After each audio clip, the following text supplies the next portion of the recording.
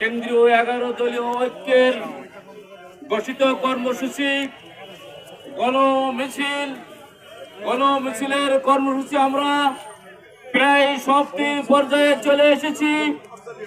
আমরা আল্লাহ পাকের দরবারে শুকরিয়া আদায় করি যে আমরা আমাদের প্রোগ্রামটাকে শেষ করতে পেরেছি। সম্মানিত ভাই সব, আপনারা জানেন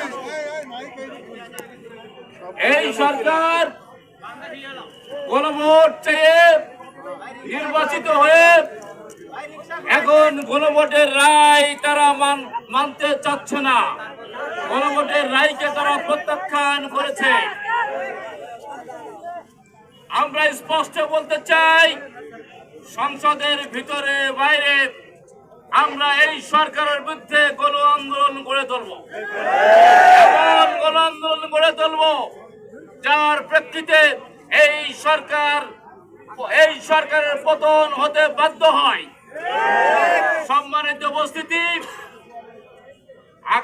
আগামী দিনে এই সরকার পতনের জন্য যে কোনো আন্দোলন সংগ্রামের কর্মসূচিতে আপনাদেরকে সক্রিয়ভাবে আহ্বান জানিয়ে আজকের এই মিছিল শেষে গণমিছিল শেষে কর্মসূচি এখানেই সমাপ্তি ঘোষণা করছে।